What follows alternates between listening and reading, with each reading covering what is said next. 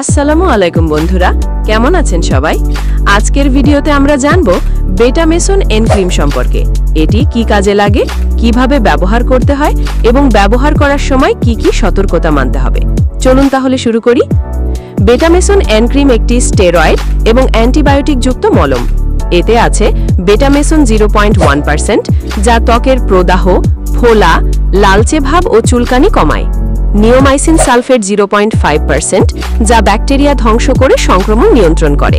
এই ক্রিম সাধারণত ব্যবহার করা হয় একজিমা, ডার্মাটাইটিস, অ্যালার্জিজনিত ফুসকুড়ি, সংক্রমণযুক্ত ক্ষত বা ঘা, পোকামাকড়ের কামড়ে সংক্রমণ হলে, পোরিয়াসিসে সংক্রমণ থাকলে। অর্থাৎ যখন ত্বকে প্রদাহ ও ব্যাকটেরিয়াল সংক্রমণ একসাথে থাকে, তখন এটি সবচেয়ে বেশি কার্যকর। ব্যবহার বিধি খুবই সহজ। আক্রান্ত স্থান পরিষ্কার ও শুকনো করতে হবে। দিনে 2 থেকে 3 বার আক্রান্ত স্থানে পাতলা করে লাগাতে হবে। সাধারণত 5 থেকে 7 দিন ব্যবহার করলেই কাজ দেখা যায়। দীর্ঘদিন একটানা 2 সপ্তাহের বেশি ব্যবহার করা উচিত নয়, যদি না ডাক্তার নির্দেশ দেন।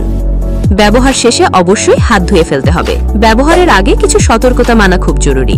এটি শুধুমাত্র বাহ্যিক ব্যবহারযোগ্য, মুখে খাওয়া যাবে না। চোখ, মুখ, নাক, যৌনাঙ্গ বা ভেতরের ত্বকে লাগানো যাবে না। ফাঙ্গাল বা ভাইরাস সংক্রমণে, যেমন দাঁত বা হারপিসে, এটি ব্যবহার করা যাবে না। গর্ভবতী মহিলা ও শিশুদের ক্ষেত্রে ডাক্তারের পরামর্শ ছাড়া ব্যবহার করা যাবে না। যদি ব্যবহার করার পর ত্বকের লালচে ভাব, জ্বালা পোড়া বা অ্যালার্জি হয়, তাহলে ব্যবহার বন্ধ করতে হবে। দীর্ঘমেয়াদে ব্যবহার করলে হতে পারে ত্বক পাতলা হয়ে যাওয়া, রং পরিবর্তন, স্ট্রেচ মার্ক তৈরি, নিওমাইসিনের কারণে অ্যালার্জি। তাই প্রয়োজন ছাড়া দীর্ঘদিন ব্যবহার না করাই ভালো। সারাংশে বলা যায়, বেটামেসন এন ক্রিম ত্বকের প্রদাহ ও ব্যাকটেরিয়াল সংক্রমণে কার্যকর একটি মলম। তবে এটি একটি প্রেসক্রিপশন অনলি মেডিসিন, অর্থাৎ ডাক্তারের পরামর্শ নিয়ে ব্যবহার করাই সবচেয়ে নিরাপদ।